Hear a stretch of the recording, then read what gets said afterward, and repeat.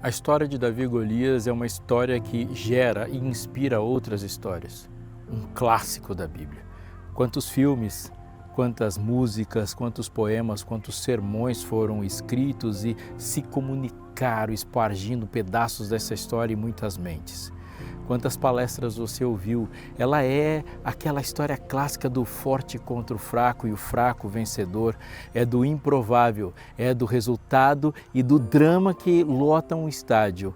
É aquilo que faz a gente vibrar. É a história que nos representa.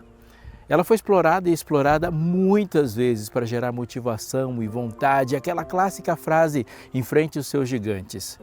Mas é uma história que está na Bíblia de maneira inspirada, isto é, Deus quis que estivesse lá, como aplicação sobre ele, um relato da história da atuação dele no seu povo.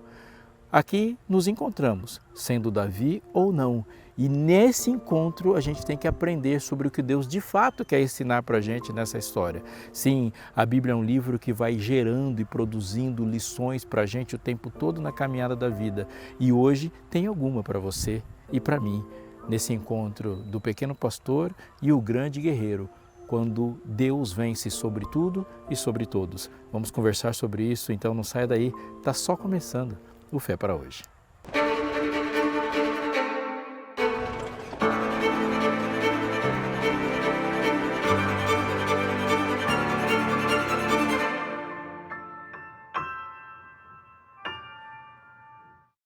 Uma palavra muito bonita, com significado muito profundo na Bíblia e muitas vezes repetida é a palavra conhecer.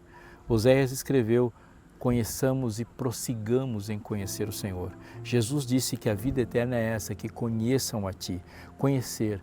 Deus nos chama para um relacionamento íntimo, uma imagem bonita, assim tocante de Deus para conosco é a imagem de um pastor como ovelha, um relacionamento de cuidado, de proteção, de conhecimento, de intimidade. Eis que estou à porta e bato, ele disse. Se alguém abrir a porta, ouvir a minha voz e abrir a porta, entrarei em sua casa e eu cearei com ele e ele comigo. O Deus que existe é um Deus que quer ter você por perto, se relacionar com você, falar com você, ouvir você e quer de você uma resposta a essa aproximação, falar com ele e ouvi-lo. Muitas pessoas sofrem com muitas dúvidas e eu digo para você do fundo do coração, meus encontros com as pessoas, na minha prática pastoral, eu já vi gente entrando, me procurando, entrando na minha sala com lágrimas nos olhos, coração angustiado, estômago apertado e nenhuma vez que eu encontrei uma pessoa assim, ela estava assim porque não tinha compreendido um texto bíblico profético ou alguma frase em grego ou hebraico que não fez sentido. As pessoas estavam desesperadas e o centro daquele desespero era uma relação de aceitação. É saber se Deus estava presente, se Ele era capaz de ouvir, de perdoar, de abrir portas.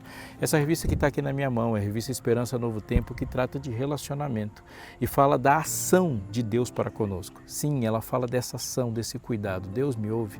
Eu estou falando com alguém agora que precisa estabelecer um relacionamento de pai e filho, um relacionamento íntimo, um relacionamento com Deus que cuida de verdade. E essa revista, portanto, é feita para você. Feita para você.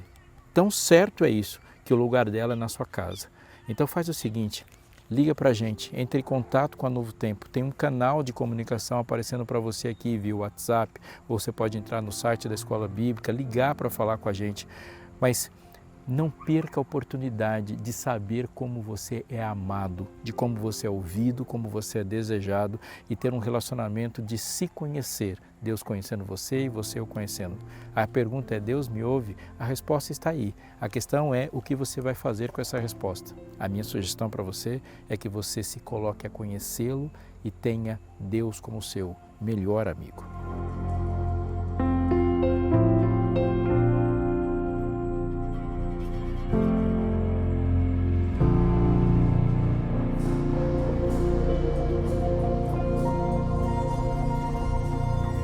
O relato dessa história se encontra no primeiro livro de Samuel, no capítulo 17.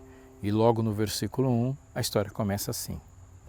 Os filisteus reuniram as suas tropas para a guerra em Socó, que fica em Judá. Eles acamparam entre Socó e Azeca, em Éfes-Damim. Saul e os homens de Israel se reuniram e acamparam no vale de Elá. E ali ordenaram a batalha contra os filisteus. Os filisteus estavam num monte e os israelitas estavam no outro monte, ficando o vale no meio deles. Então do arraial dos filisteus saiu um guerreiro chamado Golias. Ele era da cidade de Gate e tinha quase 3 metros de altura. Trazia na cabeça um capacete de bronze, vestia uma couraça de escamas de bronze e pesava uns 60 quilos. Trazia caneleiras de bronze e nas pernas um dardo de bronze sobre os ombros. A haste da sua lança era como o eixo de tecelão, e a ponta da sua lança era de ferro e pesava mais de 7 quilos. E diante dele ia o escudeiro. Golias parou e gritou para as tropas de Israel: Para que vocês saem? Para que vocês saíram para formar a linha de batalha? Não sou eu filisteu e vocês servos de Saul? Escolho entre vocês um homem que venha lutar comigo. Se ele puder lutar comigo e me matar, seremos servos de vocês. Mas se eu vencer e o matar, vocês serão nossos servos e nos servirão. Uma proposta interessante, né? Em vez de morrer todo mundo, morre só um. Mas essa primeira parte do texto revela para a gente muitas coisas daquilo que o Espírito Santo quer que pensemos. Golias chama para a batalha onde ele é melhor na batalha. Ele vai se colocar e vai se projetar a partir da sua vantagem, uma luta corpo a corpo. Olhando para Elias, ele é um tanque, uma máquina de guerra. E a gente acostumou a pensar nele como gigante, não tem jeito de pensar de uma outra forma. O homem tem quase 3 metros de altura. A medida dele em côvados daria mais ou menos 2 metros e 80 centímetros. É bem provável que qualquer um de nós passe a vida inteira e não vai encontrar uma pessoa desse tamanho. Se você já esteve diante de alguém com mais de 2 metros, a diferença, se você é baixo, por exemplo, como eu, você vai ver que o negócio é muito grande e uma briga corpo a corpo não é um bom negócio, a não ser que você esteja armado. Mas nesse caso, ninguém ali é descrito mais armado do que ele, porque o texto dedica muitas palavras a falar, não apenas do seu tamanho, mas de todo o equipamento de guerra que ele trazia. Um homem que nasceu para ser soldado e que manejou instrumentos de batalha o tempo todo e agora sai na certeza de que qualquer um que o enfrentar vai levar a pior, será morto. E a proposta de batalha dele é enorme. Ele diz: venha só um, se vocês têm algum guerreiro, vocês vêm, e se ele me vencer, eu me torno servo de vocês com todos os meus colegas, meus irmãos, meus compatriotas. Mas se eu o vencer, vocês se tornam meus servos. Golias age na certeza do seu poderio, na certeza da sua força. Mas essa é uma história entre histórias. Essa história não começa neste momento. Existem 2 pontos que levam os 2 povos a se encontrar ali. O primeiro ponto é Abraão e a promessa que Deus faz a ele. Deus promete a Abraão aquela terra, a terra prometida, como assim chamamos. Ela não é só o lugar de descanso para os descendentes de Abraão, para os filhos de Israel.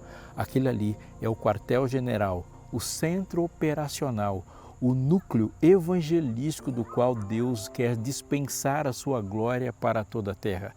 É a partir daquele ponto geográfico que Deus intenciona se fazer conhecido por todos os povos da terra a partir da sua presença e a maneira como Ele organiza pela lei, pela Torá, a vida do seu povo.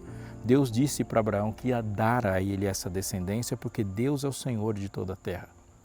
No livro de Gênesis, capítulo 15, quando Deus conversa com Abraão, ele diz que eles voltariam para lá na 4ª geração. Na 4ª geração tornarão para cá, diz o texto, porque ainda não se encheu o limite da iniquidade dos amorreus, e entenda por amorreus os povos que ocupam ali. 400 anos Deus falou o coração daqueles povos todos. Os filisteus tiveram 400 anos do ponto em que Jesus fala com Abraão até este momento onde eles estão em guerra. E Deus diz e insiste naqueles corações para que eles se convertam. Depois de 400 anos de rejeição, o povo de Israel vai chegar para ocupar uma terra que eles, por sua maldade, por seu pecado, perderam o direito e agora eles serão desterrados e o juízo de Deus irá sobre os filisteus como o limite da iniquidade. O limite da iniquidade se enche ali e agora há uma execução de juízo. Algumas pessoas perguntam, mas esse é o Deus de verdade, o Deus de amor que o Novo Testamento revela? Queridos, No Antigo Testamento existe um Deus justo, amoroso, gracioso e que tem justiça e santidade sendo aplicada em todas as ações. No Antigo Testamento há sim um dilúvio que cai, um cataclisma global que extermina quase toda a humanidade. Mas no Antigo Testamento é uma arca com a porta aberta e uma mensagem de salvação. No Antigo Testamento é o sangue do Cordeiro que escorre para salvar aqueles que creem. No Antigo Testamento é uma mensagem de que Deus vai punir uma nação que se prostitui e que fere a dignidade da existência humana lá em Jericó. Mas é lá de Jericó que Deus perdoa, salva, resgata e toma para si uma prostituta, Raabe. No Novo Testamento existe uma mensagem de destruição e de juízo também e de um fogo que cai sobre a terra. No Novo Testamento existe a previsão de pragas. É no Novo Testamento que fala que a ira de Deus se manifesta do céu contra toda impiedade e injustiça. E no Novo Testamento existe uma mensagem de graça e salvação em Cristo Jesus. O Deus do Antigo Testamento é o Deus do Novo Testamento. A santidade do Antigo Testamento é a santidade do Novo. A justiça do Antigo Testamento é a justiça do Novo. E nós nos encontramos tanto no Antigo como no Novo com o Jesus que disse que examinais as Escrituras porque julgais ter nelas a vida eterna, mas elas estão falando de mim. Jesus Cristo está presente em todas as páginas da Bíblia sem mudar de ideia em relação a si, em relação a tudo e em relação a você. Aqui, ao encontro de um povo que Deus escolheu, com o povo que escolheu não ser de Deus, e apenas um vai continuar. Neste momento levanta-se Golias e propõe um desafio infame, aceitar uma batalha ali, num duelo corpo a corpo, onde ele é o melhor e quem perder, perdeu. É nesse momento que a história começa a se desenrolar com a reação do povo de Deus e como Deus lidou com isso. Presta atenção, você está na história, porque o texto diz assim: se ele puder lutar comigo, diz o verso 9, e me matar, seremos servos de vocês, mas se eu vencer e o matar, vocês serão nossos servos e nos servirão. O desafio está na mente de todo mundo. E o texto vai continuar. E o filisteu continuou: hoje eu desafio as tropas de Israel. Dei-me um homem para que lute comigo. Quando Saul e todo Israel ouviram essas palavras, as palavras do filisteu, ficaram assustados e com muito medo. O texto levanta o nome do rei. Quando Saul e os demais ouviram as palavras, ficaram assustados e com muito medo. Uma pausa. Esse era o primeiro desafio que Israel enfrentava na história? E a resposta é claro que não. Antes dessa história, nós temos um faraó que desafia, que se levanta e numa força gigantesca e desproporcional. Há um exército, uma multidão de mães, pais, avós, idosos, crianças, rebanhos e ex-escravos que vão agora e se veem diante da morte de um maior exército da terra que se levanta contra ele. Israel se vê diante de uma morte que se levanta por meio do maior exército da terra. Sim, o exército egípcio, o faraó, seus generais, seu maquinário, seu carro. E Israel não puxa a espada, Israel não luta. O Deus dos exércitos de Israel abre o mar e engole, fazendo sucumbir toda a força do Egito como potência. Eu digo, essa não é a primeira vez que uma força desproporcional, humanamente falando, se levanta contra Israel. Existe Gideão, que com 300 pessoas enfrentou um exército incontável, com um maquinário de guerra, camelos, ferro, bronze, muitos carros e 300 pessoas ali, numa tática esquisita, quebrando um cântaro e gritando, mas ali Deus se fez vencedor. E se 300 com Gideão é uma história surpreendente, é só chegar até Sansão. Não eram 300 com Sansão, não eram 50, não eram 2. Sansão vencia exércitos sozinhos e a queixada do jumento não é necessariamente uma potência de guerra, uma arma letal, mas ali era o propósito de Deus agindo por meio do seu povo, para com o seu povo, através do seu povo. Não era a primeira vez, é claro que não, da história do povo de Israel, desde o chamado para Abraão até esse encontro com os filisteus, Deus tinha demonstrado vez após outra que a sua verdade, a sua vontade é imbatível e não existe na terra nenhum exército possível de enfrentar a vontade de Deus. Então por que tanto medo? A questão não é como se vê o inimigo. A grande questão é como se vê Deus. Sim, a visão de Deus de Saul e seus liderados estava radicalmente afetada. Você já viu um eclipse? O efeito de um eclipse é de um astro entrar na frente de outro, um corpo celeste entrar na frente do outro.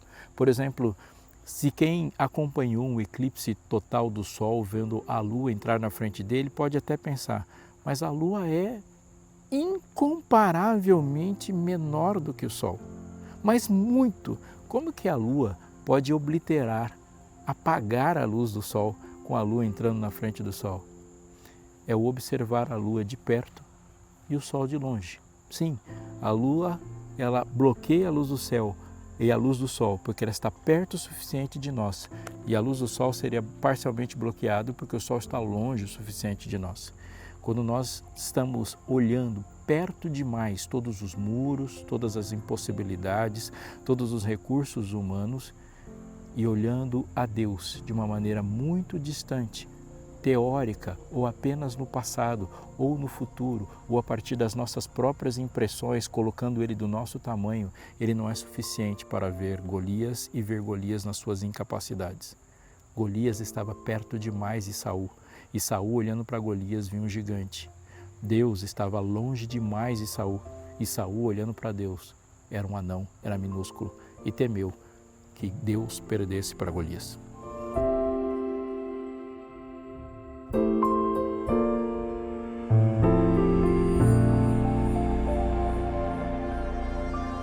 O texto continua em 1 Samuel capítulo 17 e olhando aqui para o verso de número 12, diz assim: Davi era filho daquele Efrateu de Belém, de Judá, cujo nome era Jessé e que tinha 8 filhos. Nos dias de Saul, Jessé já era bastante idoso entre os homens e os 3 filhos mais velhos de Jessé tinham ido com Saul para a guerra. Esses 3 que tinham ido para a guerra se chamavam Eliabe, que era o primogênito, Abinadab, que era o segundo, e Samá, que era o terceiro. Davi, diz o verso 14, era o mais moço. Só os 3 mais velhos seguiram Saul. Davi, porém, ia a Saul e voltava para apacentar as ovelhas de seu pai em Belém. Porque a referência aos irmãos é muito importante? Porque há outro episódio na Bíblia envolvendo Davi e os seus irmãos. Quando o profeta Samuel, guiado por Deus, vai até Belém e vai procurar o futuro rei de Israel para ser ungido, o pai de Davi, Jessé, apresenta todos os seus irmãos daquele que na concepção dele é o mais apto para o mais inapto. E pensa bem, ele tinha seus filhos, mostrou todos, a ponto de Samuel perguntar, vieram todos aqui? Porque Deus não tinha indicado nenhum daqueles.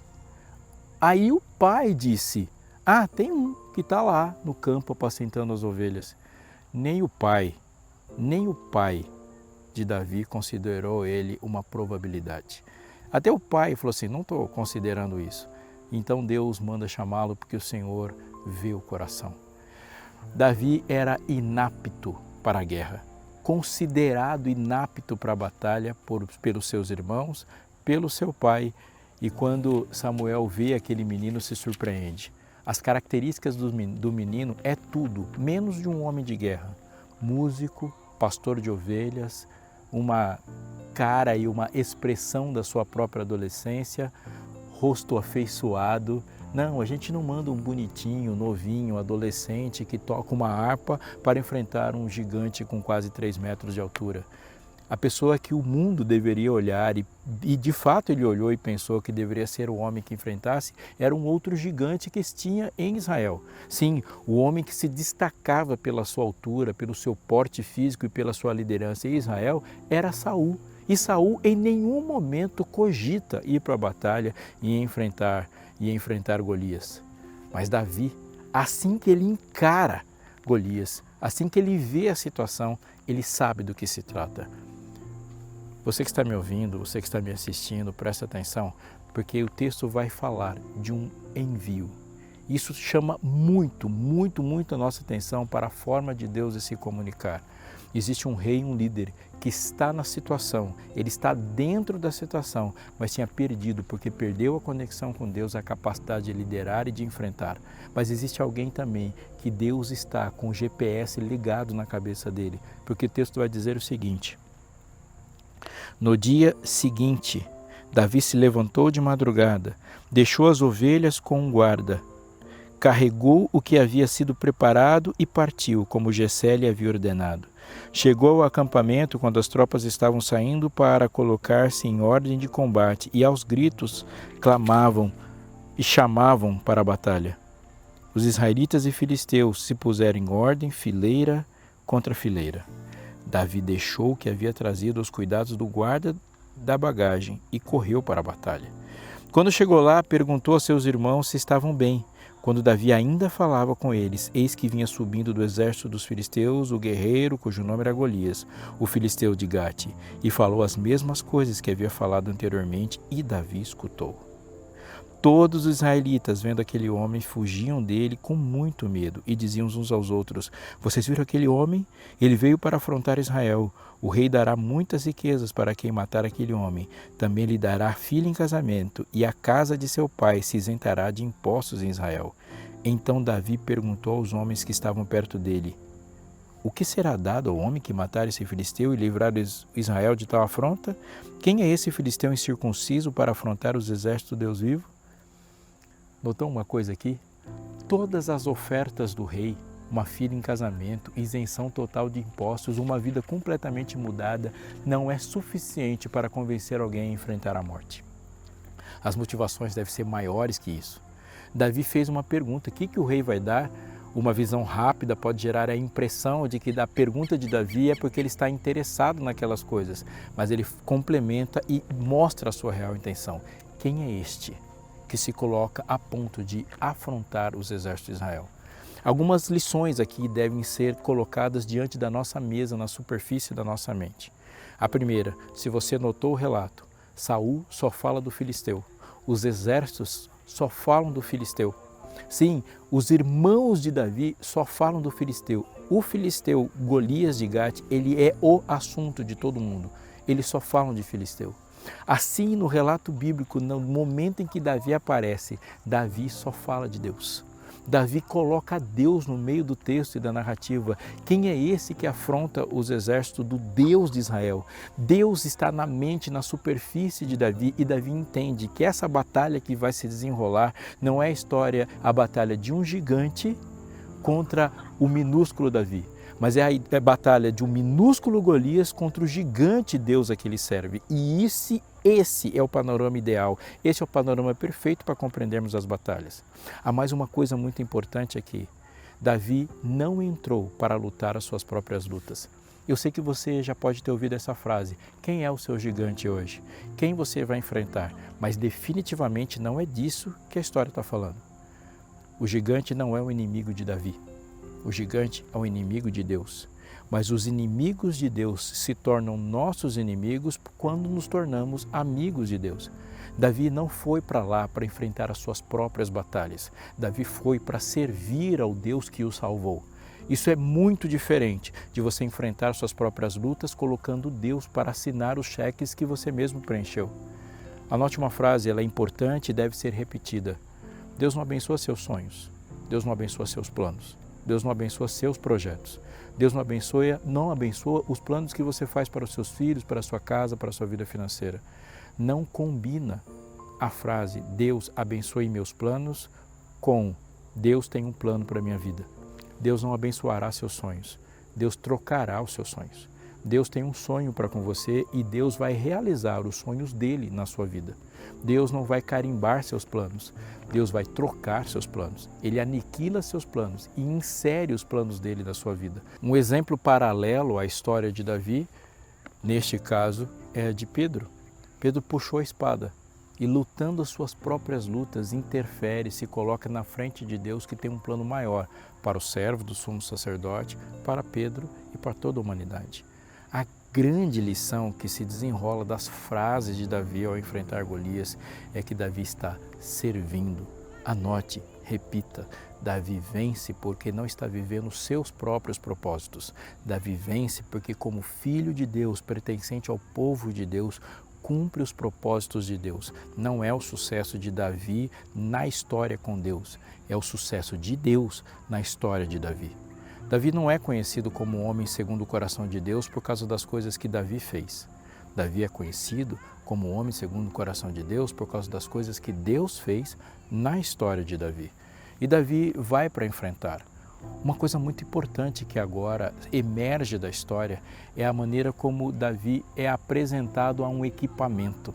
Sim, Davi ele é apresentado a um equipamento porque Saul tem um raciocínio lógico. Ele vai dizer, se essa briga está tão desigual, a gente precisa equilibrar ela no máximo que a gente puder. Então ele coloca para Davi uma capacidade e instrumentaliza Davi para que o desequilíbrio não seja tão grande. Ou seja, você é um menino, ele é um gigante. Você não tem equipamento, ele tem todos os possíveis. Eu vou equipar você para que você pelo menos se aproxime. A rejeição de Davi, anote bem, não é sobre lutar com equipamento. Sim, porque muitas aplicações equivocadas dessa história têm dito que é a tecnologia versus a fé, o recurso versus a fé. Mas não é isso que está acontecendo aqui. Sabe por quê? Porque uma funda não é um brinquedo de criança. Nunca foi. Os exércitos antigos, eles tinham agrupamentos de fundibilários. Fundibilário era aquela pessoa equipada para lutar com uma funda. E agora, preste atenção. Uma funda é capaz de derrubar a porta de uma cidade. Uma funda é capaz de lançar uma pedra a 200 km por hora. Muitas batalhas foram vencidas com fundas. Davi sabe o que é uma funda e ele sabe onde ele luta bem. Não é uma questão de Davi rejeitar qualquer recurso para vencer Golias, mas é a questão de Davi colocar todos os recursos que ele tem à disposição de Deus. Tem um elemento muito importante nessa história, porque uma funda é como um atirador de elite hoje. É uma arma que se usa para um combate à distância, porque o giro da funda e o lançar daquela pedra, ele tem que estar necessariamente à distância. Uma funda não é um instrumento para uma luta corpo a corpo. E aqui, mais uma lição muito importante da história. Davi fala, eu não quero isso aqui, eu vou lutar com o que eu sei. E o gigante olha para Davi, sabe que ele está com uma funda na mão, menospreza Davi e a distância que Davi estava, ele lança a pedra e derruba o gigante. Duas coisas são muito importantes. A primeira aqui é que quando Golias olha para Davi e vê um instrumento de combate da qual ele deveria estar acostumado nas mãos de Davi, ele deveria ter colocado humildade na batalha. Mas quando ele olha para Davi e vê um instrumento de combate na mão de Davi que fere a distância, ele não tem nenhuma reação. A confiança que Golias tem em si, nos seus próprios equipamentos e nos seus próprios deuses, o levam à morte. Não aprendemos apenas com Davi, aprendemos com Golias também. O orgulho de Golias foi maior do que a sua estatura. O orgulho de Golias foi maior do que todos os seus equipamentos. E o orgulho de Golias é do tamanho do seu tombo. A humildade de Davi e o senso de serviço de Davi o levou a vencer uma batalha. O homem segundo o coração de Deus colocou a si mesmo, colocou a funda e colocou tudo que ele podia colocar à disposição de Deus. Foi indo lá e venceu. Uma história tremenda que serve para contarmos para os nossos filhos, para os nossos netos, uns para os outros, para compormos músicas e para termos em mente de que há um gigante à nossa disposição. Esse gigante não é aquele que está nos enfrentando. Esse gigante é o Deus do universo que criou todas as coisas, que coloca à disposição da vitória no seu povo, por meio do seu povo, para com o seu povo, tudo que ele pode à disposição e ele pode tudo. Quem é você nessa história? Que seja você alguém que se dispõe a enfrentar as batalhas de Deus e viver as vitórias de Deus também.